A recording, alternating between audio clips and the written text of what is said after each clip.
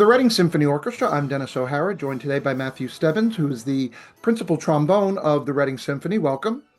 Thanks, Dennis. Thanks for speaking with me today. I want to start off talking about you and how you got interested in the trombone and what sorts of projects that you have going on at the moment. Sure.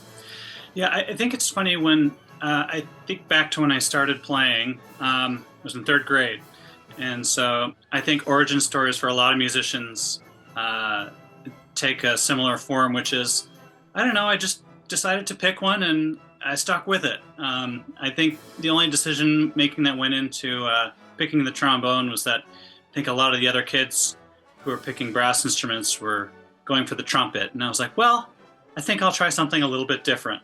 And here we are many years later. So, uh, what are some of your favorite pieces to play? well, I have played a lot of different styles of music over time, from jazz, big band, small like group combo playing. I've done a lot of concert band playing, a lot of wind ensemble work, which I really enjoy. And it wasn't until maybe it's about 5 years ago that I started playing orchestral music. I decided that it would be something different and fun to try. Um, there are fewer spots for orchestral trombonists, generally speaking, than there are for concert bands. So it's not something I had much experience with until joining some of the local orchestras here. So I enjoy a lot of it. Really enjoy playing big band. But there's something that I think is fun and special about orchestral music. It has such a long tradition, and there's a lot of orchestras in this country that have been around a long time, and so there's music written that audiences know and love and will come out to hear. And so I think orchestras, tend to fill a room well, and especially with people who know what they're coming to hear. Mhm. And so there's something fun about playing that music for those folks. Right.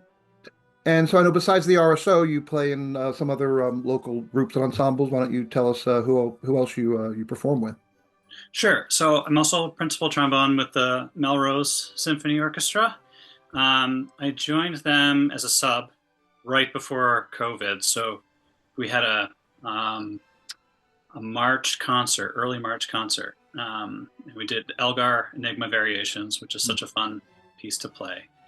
And then we had a bit of a hiatus, like everyone did, and rejoined. That Melrose started their season up again, I think fall 2021. And I was playing second trombone, and then the first trombonist retired, and so I moved up a seat. So I play with those two orchestras. I also play with some community bands during the summer, do some big band work, but those are the two, sort of biggest musical pieces of my life at this point. So let's talk about your journey with the Reading Symphony. How long have you been a part of the RSO? Went back to look, and it's only been just about not even 2 years. So I joined midway through the season in February of 2023. Mm-hmm. And so another orchestra member, Mike Perlman, who plays bass, had connected me and George. I play with Mike in a summer community band up in Ipswich.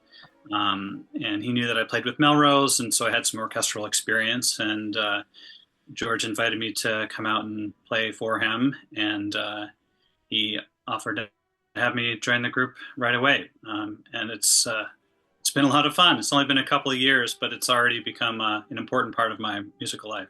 Yeah. And so what's different between from the RSO versus other organizations that you play with? What makes us unique to the community? I think that, of course, every group is different. The members of the orchestra, I think, obviously make up a lot of the personality of the group. But one of the things that I think is special about Reading really is the way that George has guided the group and fostered a sense of community amongst the musicians and created a safe space for music making in a very sort of open, welcoming way.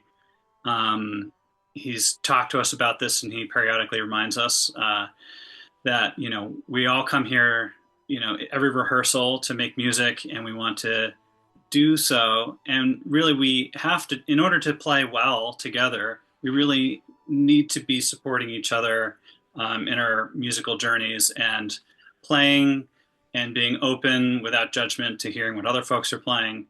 And George has done an excellent job with leading the group in that way, and it makes coming to rehearsal something to look forward to every week. Wonderful. Great. Well, I appreciate you taking the time to speak with me today about the Reading Symphony Orchestra. And as you know, we're in our 90th year, so it's a long and very glorious history with the north of Boston community. So we thank you for joining. Anything else you'd like to let the folks know? No, I think I encourage folks to come to the upcoming concerts. One of the things George is also great at is programming good mixes of music. We have a fun March concert and a May Pops concert with a great variety of different works. You'll always, I think, hear something you've never heard before, and I think you will also typically hear things that are old favorites. So it's a great way to encourage folks to come out and have a musical experience where you hear something new and something old at the same time. Mm-hmm. Great. Well, Matt Stebbins, Principal Trombone for the RSO. Thank you, and have a wonderful evening. Thanks, Dennis. You too. Take care.